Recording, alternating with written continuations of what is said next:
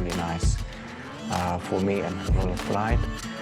And the translucent area is just letting through the light about my layerings, and it's always really helpful, especially when you do a case.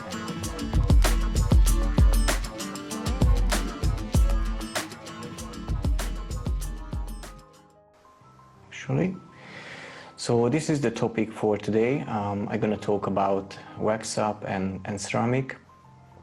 I'm a ceramist for probably over 20 years. It's really amazing how time flies.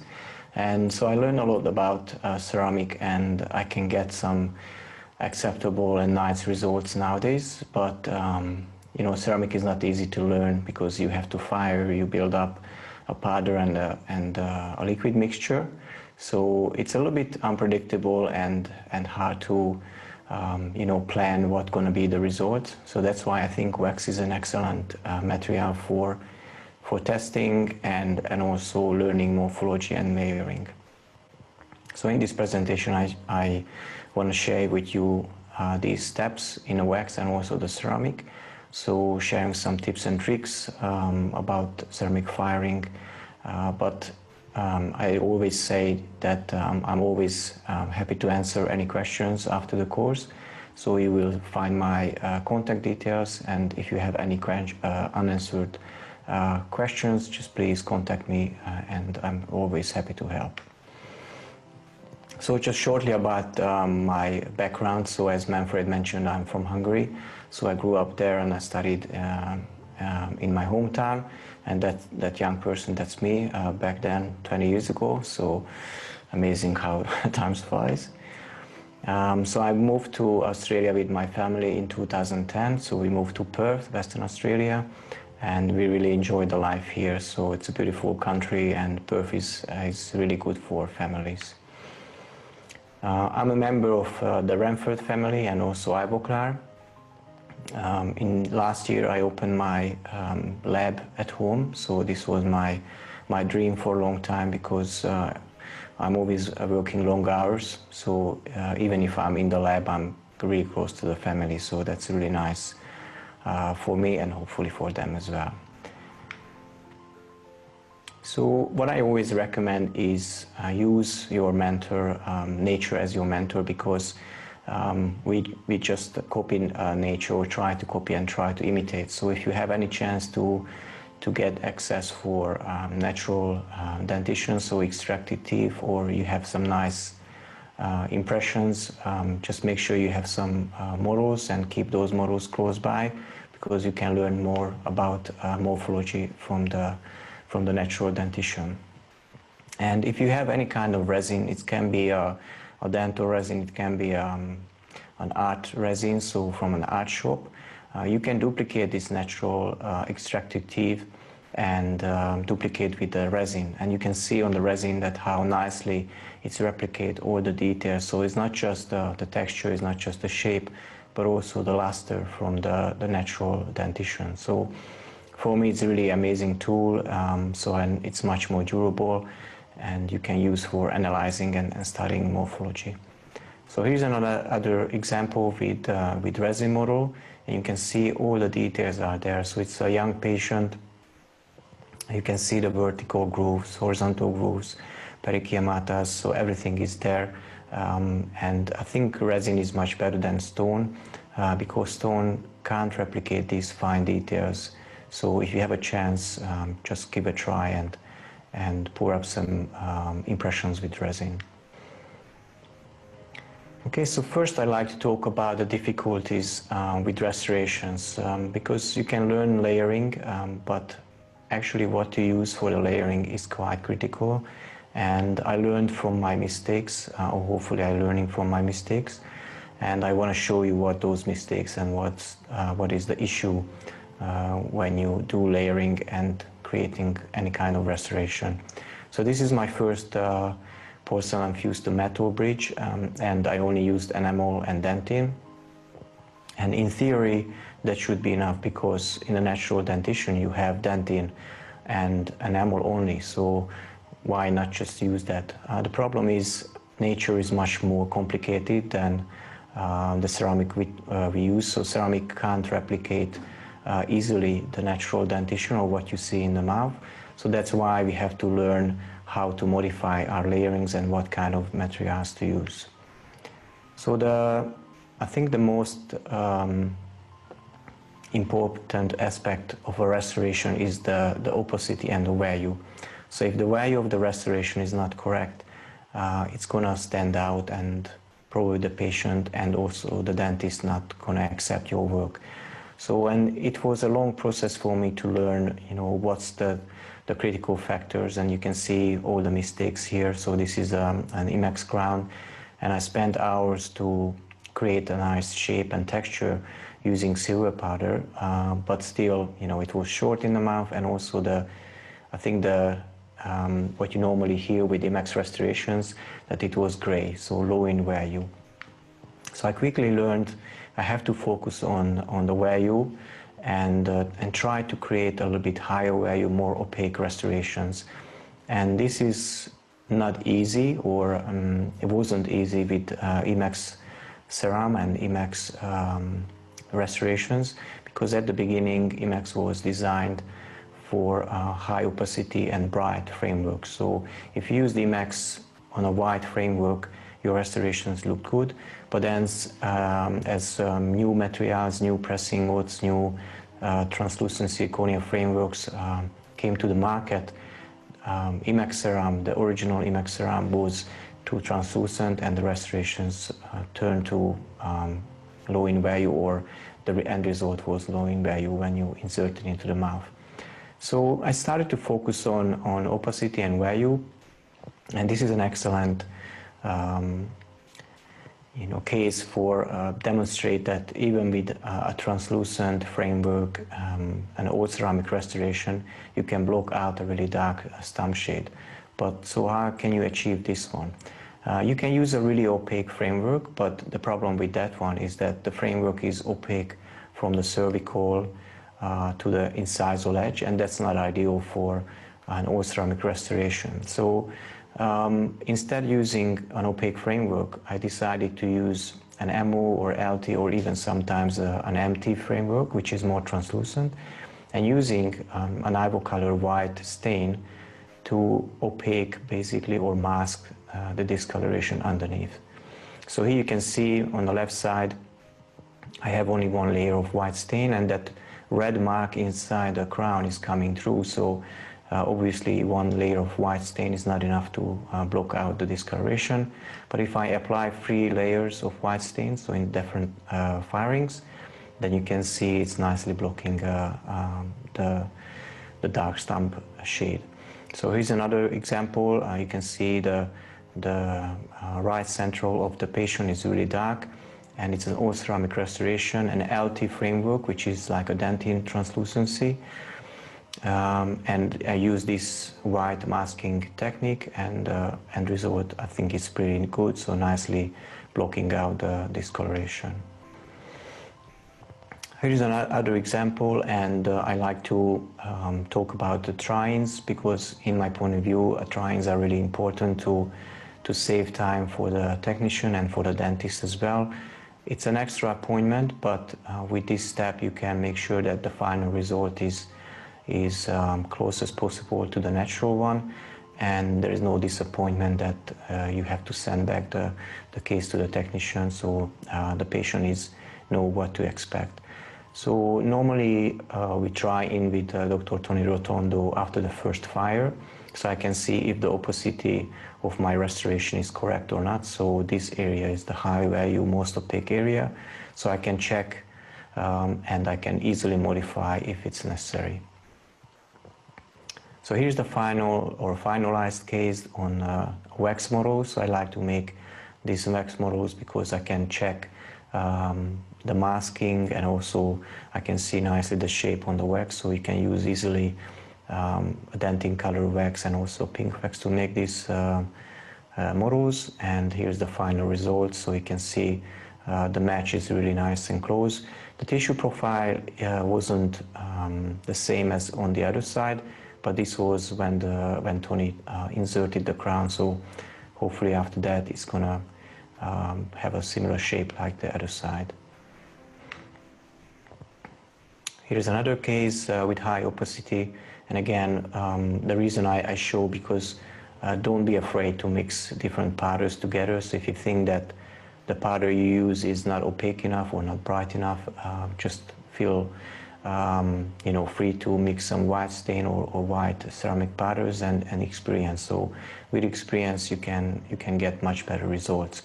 But with wax this is much easier. So first talk about the internal anatomy of the teeth, so to understand the layerings and what we have to do. So here's a cross-section of the natural centrals, and you can see the enamel and dentin core. So the enamel is usually around 0.31 millimeter thick. It depends on which area, and that's what you replicate with translucent ceramics. But sometimes the preparation is still in enamel, so many times we don't have that much of thickness like in a natural dentition. So we only have, for example, 0.7 millimeter room to create a natural restoration.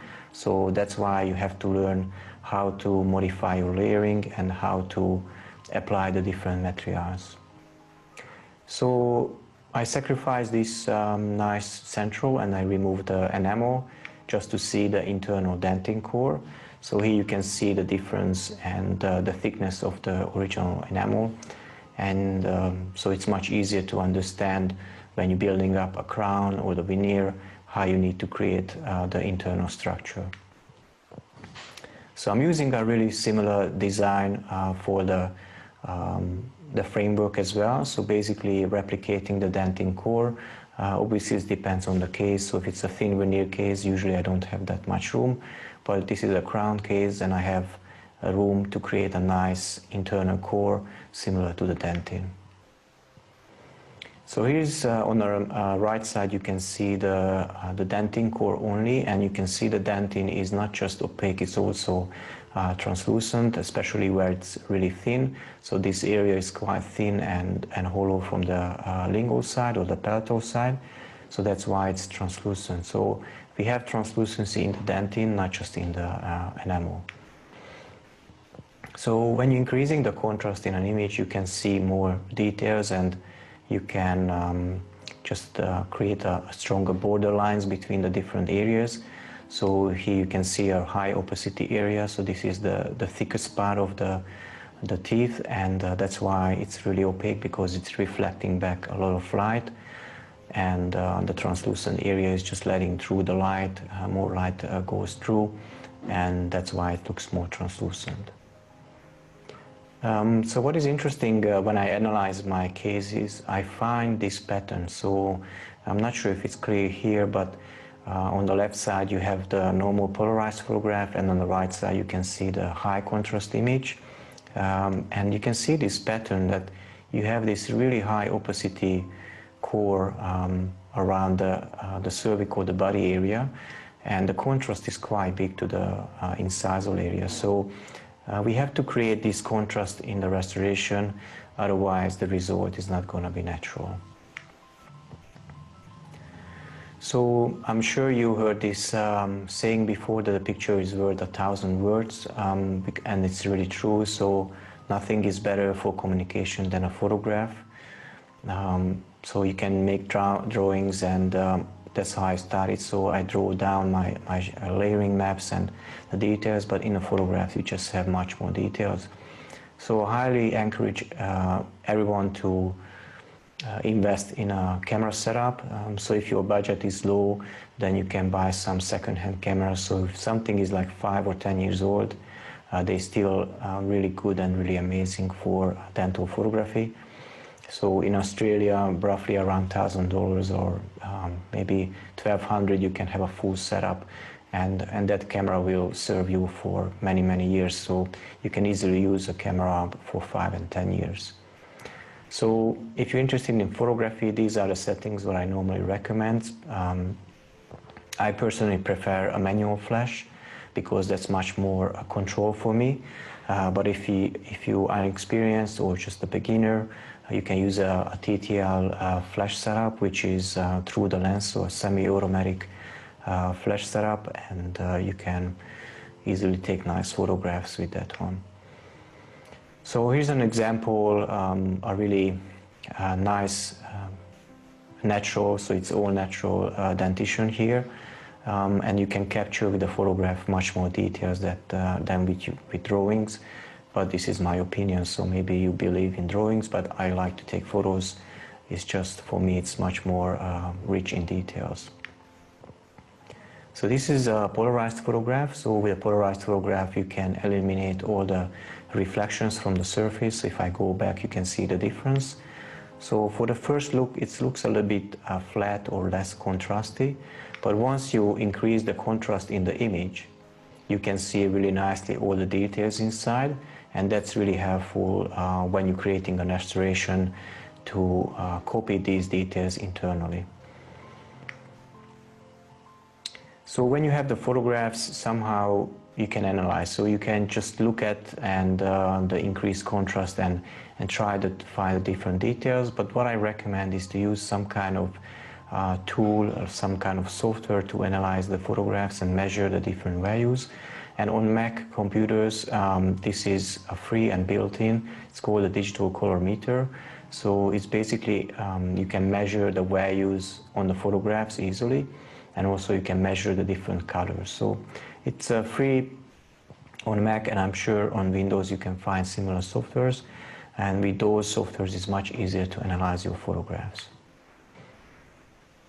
So when I analyze my photos, I create a shade map, because at the beginning I've done drawings about my layerings, and it's always really helpful, especially when you do a case and a couple of months later when you see the final result and you see that it wasn't correct or it looks actually really nice. You can go back to your layering map, your shade map, and you can check you know, what you've done with the layerings, and you can learn a lot from this one. So I moved to digital, and so this digital shade map is quite simple. I have these different sections or different parts. What I use normally 90% of my cases, so I found these are the main parts of my layering. So, and the files are stored in, or the shade map file stored with the photographs, so I can always find the photos easily later. So here's a case. So I call the patient John Bramford. So that's the case where I layered for this presentation. And so this is my digital shade map. So you can see the parts here. You can rename them, you can move them, and I have some extra different bits if you want to add cracks or different details. So now start the main reason of the presentation, so layering wax against the ceramics or compared to the ceramic. So this is the waxed up framework for the pressing. And so I used this really nice wax kit from Ramford, which is designed with August Bruguera. And so if you have a chance, just watch August's presentation. His presentation was yesterday, I think, or day before yesterday, so really amazing. His talent and knowledge is huge, so I highly recommend to watch his presentation. And so this is the kit I use, and I always encourage everyone to use different colors, so it's really up to you what you want to use. The kit is excellent for start, but you can add your own colors if you want. So here's the two frameworks or startups. So on the left side it's a PMMA die, and here I have the LTBL free framework. So I prepared the framework with stain and I sprinkled Animax add-on ceramic powder. So I like to use the add-on powder because it's fused to the surface much better than the normal dentin, and so that's just my theory, but I found this quite helpful to avoid any kind of peeling from the margin. So first I like to show you how I layer the wax. So the first layer is the dentin, the pure dentin in the Bruguera kit. And what I found that the dentin is much more opaque than like Emax ceram. So that's why I mixed the dentin with some enamel. But here, what you see, it's probably hard to see because it's a really small amount. But I added some pure dentin here to have that really high opacity and high value area. So the next one is a dentin and orange wax, because usually at the cervical area and the proximal area you have much more chroma. It's usually coming from the root and from the gingiva, but with some orange wax we can imitate that one. The next layer is dentin and enamel mixture. The two wax are mixed together because I found that the dentin is just a little bit too opaque for this area. So I use that wax to build up the mamelons. So this is the internal structure of the mamelon of the dentin. So here it's a little bit thick still on this image, but on the next slide you can see I thin down, because if you leave that thick, it's create more reflection, and the overall appearance is going to be a little bit more opaque. So it's important with wax, and it's also important with the ceramic. So if we compare to the natural teeth, the etched teeth, so you can see here the internal mamelons. So that's what I try to create with wax. So the next step is to build up the translucent area. For this one you can use a blue wax. You can mix the blue wax with enamel if you find that one is too strong, or you can add more blue. So it's really up to you. What I recommend is to find a nice photograph and try to copy that one in the wax. So you can see I built up the wax around the dentin, and you have to be careful, because if you melt the dentin wax to the blue, the transition is going to be different. So it obviously depends on the case, but that's what I used. Here I use some enamel because I try to avoid a too homogeneous bluish translucency. So I broke up with this enamel here. So basically that creates some contrast in the translucent area. So again, so this is what I try to replicate.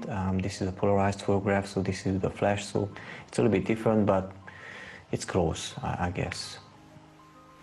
Okay, so the next slides we can see the mamelons. So I put some mamelons there with the dentin. I also mixed dentin with orange wax and the dentin with pink wax or red wax, so to create some pinkish mamelons.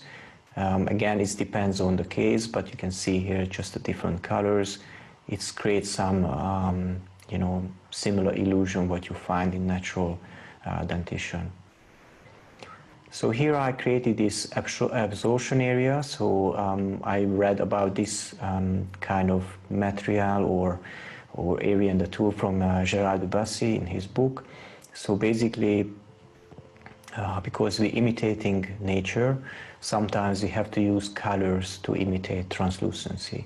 So obviously the framework I use, the PMMA framework, is you know, it's just too opaque, and it's not translucent enough to look through the dentin and the wax. So that's why I use some violet gray wax here to imitate translucency. So finalizing the mamelons with carving, so just make them a little bit sharper and similar to what you see in a natural teeth. So here what you see is the dentin halo. So the halo appears in a natural dentition because the enamel is thick and it's non-homogeneous. So with many prisms and water inside. So, but in the ceramic and wax we can't imitate by just building up. So we have to imitate with different opacity levels. So that's why I used dentin, and it's really similar with ceramic. In ceramic I'm use a power dentin to imitate this halo effect. So here I'm using some whitish enamel. So many times, because the enamel is a little bit thicker on the line angles, it creates some brighter results or brighter appearance. So that's why I mix the enamel with white wax to create this illusion. So and cover the whole dentin surface with enamel, and again just adding some whitish effects on the surface. So if you add effects on the surface, you can easily modify them, because if you put something internally, it's much harder to modify, obviously. So that's why I like to, when I'm not sure about different effects, I like to add to the surface. So now I want to show you the ceramic layering. So here's the framework. I used an ImExpress LTBL3 framework. So nowadays, I think 90% of my cases I'm using this ImExpress framework. I like the brightness, but also I like it still have some chroma. So before I used MO0, which was totally white, and with that one I had to spend more time to adding more chroma to the framework. So I found with LTBL3 it's a little bit quicker. So what I recommend, especially with veneer restorations when you have a really limited room, is to hollow out the framework close to the margin area, because then you have more room for the layering. Otherwise you probably build out too far the framework, and it's going to be too thick, and the emergence profile will be a little bit inefficient or not correct in the mouth.